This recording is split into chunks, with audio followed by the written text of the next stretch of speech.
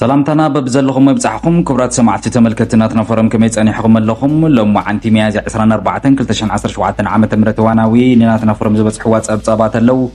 قمقام فتصما مدباز حلف شدشت اوارح ون حزباويا حرنت تግራይ جمير لخوف لطلي كتبل اب علاوي ገጻውን ጠቂ ዓላም ብጌታቸውን ጻድቃንን ዝተጣያሸ ግዝያዊ ምክር ቤት ክገልሰለዎ ዝብልውን ዝተላዓለ ጽሑፍ ኣሎ እዚ ጽሑፍ እዚ ብዝርዝር ክነስማዓኩም ኢና ብርግጽ እዚ ጽሑፍ እዚ መርገጺ ወይ ውን ናይናትና ፎረም ትንታነ ሓሳብ ዝሓዘ ይኮንን ከም ሓበሬታ ግን ኩሉ ሰብ ብማዕረ ሓበሬታታት ክሰምዕ ስለ ዘለዎ እዚ ብዛዕባ ግዝያዊ ቤት ምክሪ ትግራይ ማለት ውን ጀነራል ጻድቃን ገብረተንሳይ ነበር ፕሬዝዳንት ግዝያዊ ምምሕዳር ትግራይ ጌታቸው ረዳን ዘጣየሽዎ ቤት ምክሪ ዝተመልከተ ዝርዝር ሓበሬታ ጽሑፍ ሒዝና ኣለና نسمعكم ينام صانحتكم مسناتنا فورم كوننا نقدمكم صانحتكم سنه نحرد ازلي قدما جنرال مغبي هايله بزعبا معراب تግራይ حمرا والقايت دانشا استملكته بزعبا مس ايرترا استملكته زتزاربو زرزر زربا دما بفيديو كنسمعكم كنريكم ينا زي فيديو زي لاغيركم جنبرو انا هاجر تخله برهاني زيناتنا فورم سناي منكتكال دابناي فلما يتصابنا خنحلف كلنا قمقام فتصما مدبات زحلفو شدشتا اوارح قصلتي انفتات مسرت زغبر مدرخ العلوت امرار حزباويا حرنت تግራይ يكايد كم زلو سمعنا لنا حزباويا حرنت تግራይ اخيبا خبز جمره الى ما انت تفليطو زلو تاخيبا بزعبا منتاي زبل ون استفلالي حبريتات يوصو اكو تحلو ناتنا فورم زرغاغصتهم صابات ግን ስለዘይኮኑ بحافشا اتي اخيبا لو ما انت جميرلو ببومبر حزباويا حرنت تግራይ دكتور دبرጽዮን ገብረ ሚካኤል ድማ ሽምዓ ሙላዕ ካልኦት መደባት ውን ስነ ስርዓት መኽፋት መድረኽ ውን ተኻይደሎ እቲ መድረኽ ብሄራዊ ሓድነት ንምውሓስ ለዓላውነት ብዝብል መሪ ሓሳብ ዝካየድ ዘሎ እዩ እዚ ከምዚ ኢሉ እንዳሃለዎ ድማ ህዝባውያን ሓርነት ትግራይ ብተደጋጋሚ ኣኼባታት ብምክያዳውን ዝተፈላለዩ ደገፍቲ ሕወሓት ተናሕናሕቲ ውድባት ኦር ማሕበረሰብ ትግራይ ከይተረፈ ቅሬቱን ክሪኡን ክገልጽ ጸንሐ እዩ ካብ ኣኼባ መብዛሕ ፍታሕ ንህዝቢ ሃቡ ዝብል ርእቶ ዝወሃበሉ ዘሎ ኩነታት እዩ ይኹን ዳምበር ህዝባውያን ሓርነት ትግራይ ላዕለዎት ኣመራርሓ ኣብ ገምጋም ኣለው ዝርዝር ካብቲ ኣዳራሽ ዝወፅእ ጸብጻብ ድማ ክነስማዓኩም ኢና እዚ ካብ ሕወሓት ክንወፅእ ከለና ብጌታቸው ረዳን ከምኡ ድማ ጀነራል ጻድቃን ገብረተንሳይን ዝተጣየሸ ግዝያዊ ቤት ምክሪ ትግራይ ክገልሰለዎ ዝብል ዝተላዓለ ሓሳብ ጽሑፍ ድማ بزرزر كنسمعكم هنا بጌታቸውን ጻድቃንን ዝተጣየሸ ግዝያዊ ምክር ቤት ክገልሰለዎ ኢሉ ይጅምር እዚ ጽሑፍ እዚ بسم ግዝያዊ መማኽርቲ ዝተወደቡ መራሕቲ ተናሕናሕቲ ፖለቲካ ውድባት ፖለቲካ ቀልውላው ትግራይ ንምቕጻል ወዘኽዘኽ እንክብሉ ንሰምዕ ኣለና ወዲ ወረደን ምስ ኣቶም ዝተላዓለ ፎቶ ውን ኣብ ሚድያ ተዘርጊሖሎም ለምውን ኣኼባታት እንዳበሉ ተሰሚዖም ኣለዉ እዚ ጉዳይ መሊስና ክንሪኦ ዘግድድ ኩነታት ተፈጢሩ ከም ዘሎ እዩ ዘመላኽት ብስሩባ ሕጋውነትን ቅቡልነትን ግዝያዊ መማኽርቲ ምክር ቤት እንታይ እዩ ግዝያዊ ምምሕዳር ትግራይ በጀት ክሰልዐሎም ግቡእ ድዩ እዚ ክንረዳድእሉ ዝግባእ ጉዳይ እዩ ኢሉ ይጅምር እዚ ቅሬታ ወይ ድማ እዚ ብዛዕባ ግዝያዊ ቤት ምክሪ ትግራይ ዝለዓል ዘሎ ጽሑፍ ኣንበጣስያ ካብቲ በሊዕካ ዝኸደስ ጸፊዕካ ዝኸደ ገደደ ይብሉ ወለዲ ኢሉ ይቕጽል እዚ ጽሑፍ እዚ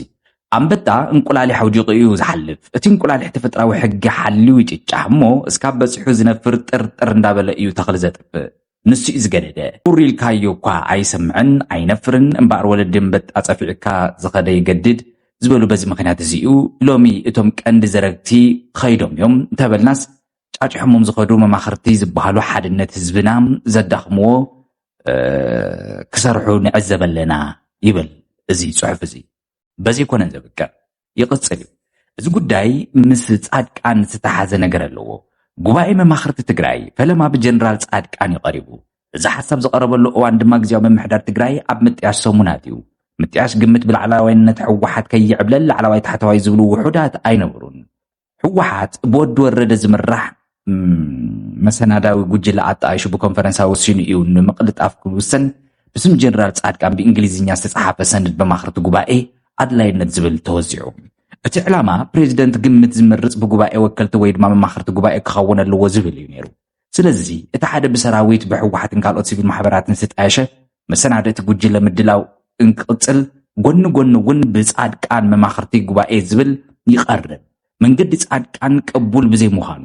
ብጓሉ ኣቢሉ ቅሬታ ይገልጽ ነይሩ ካብ ኣኼባታት ይቐር ነይሩ ተለሚኑ ተሸምጊሉ እዩ ዝመጽእ ነይሩ እንዳበለ ይቕጽል እዚ ዘረባ እዚ